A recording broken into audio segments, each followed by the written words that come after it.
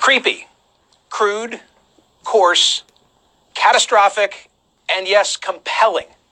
That's my personal review after having watched the highly anticipated HBO Michael Jackson documentary, Leaving Neverland. It debuts tomorrow and Monday on HBO. No wonder the Michael Jackson estate is so concerned about the potential impact of this 4-hour, 2-part documentary.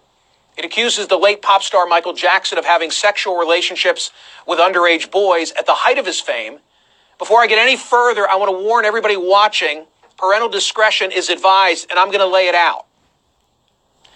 The film focuses on the stories of 2 boys. At age 7, Australian-born Wade Robson won a Jackson dance-alike competition. He wound up dancing on stage with Jackson during the Bad Tour.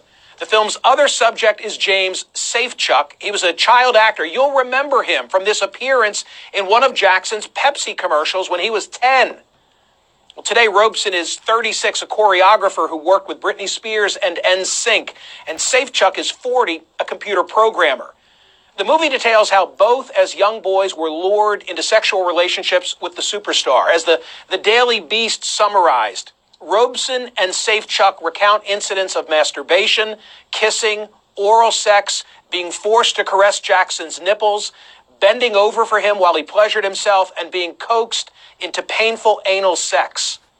Oprah Winfrey taped an interview with both men and the film's director, Dan Reed, that will air immediately after the documentary, and here's an excerpt. Can you explain to people why you want to continue the association if you have been abused? I had no understanding of it being abuse. I loved Michael. And all the times that I testified and, the many, many times that I gushed over him publicly in interviews or whatever it may be, that was from a real place. I should mention here that CNN and HBO are owned by the same parent company, Warner Media, that both accusers previously gave sworn statements that Jackson did not molest them, and that the Jackson family denies Jackson molested anybody and is suing HBO for $100 million. The suit claims the film is one-sided, that it violates a non-disparagement agreement the network made back in the 90s when it aired a Jackson concert. The very first sentence of the lawsuit says, quote, Michael Jackson is innocent, period. And Michael's brother Marlon said this to CNN. Makers of this film, they were not interested in trying to find any evidence that would corroborate this documentary. We were available. Others were available to talk of. I think you would want to get another side of the story.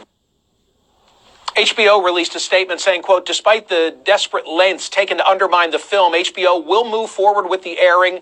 This will allow everyone the opportunity to assess the film and the claims in it for themselves. Joining me now is journalist Diane Diamond, author of the book, Be Careful Who You Love, Inside the Michael Jackson Case. Diane, let's just remind people, back when I had hair, you've owned this story. 1993, you're the one who brought us the news of the Jordan Chandler lawsuit. Right. You know these two. How surprised are you by these new revelations? Not at all. Not at all. I don't say that with any glee, but I'm not surprised at all. I was looking through the book as I was waiting to come on with you, and I write about Safechuck. I write about Robson in this book, page after page after page, as these two being 2 of the young boys who were alleged to have been molested by Michael Jackson years and years and years ago. I quote maids and Neverland employees. And so am I surprised, Michael? No, not at all. Well, one of them was the star witness in the criminal case. Yes, I was in the courtroom when Wade Robson took the stand. He was the lead defense witness, said nothing terrible ever happened with Michael when Michael's attorney was questioning him. But then on cross-examination, I watched Wade Robson's persona completely change. And under questioning by the district attorney, Ron Zonin, he really kind of crumbled. And I thought to myself at that time, boy, I wonder if this guy will ever come forward and tell what really happened at Neverland. And don't forget, now there are 5. There are 5 young boys. Jordan Chandler, there was a boy at the, he was a man at the trial, Jason Francia, a maid's son. There's Gavin Arvizo. There's Wade Robson. There's Jimmy Safechuck. There are 5 men now who are all telling similar stories. So Is everybody lying? Right, I was just going to say, they tell a very similar story. And Diane, I have to say, this documentary is every bit about Safechuck and Robeson as it is their families. And I think that's such an important ingredient here because, you know, the mothers carry enormous guilt from not having stepped in, interceded, and cut Michael Jackson off from the access. I thought that was the dynamic that was most revealing, at least to me, as I watched. Here's the question, though, because now you raise a good issue.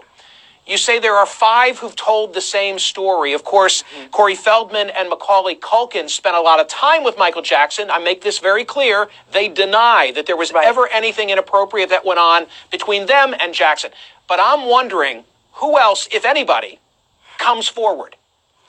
You know, I have a copy of my book that I keep just for me, and in the back I write a bunch of names of young boys who I suspect may now come forward, and it's a long list. It's like 24 names.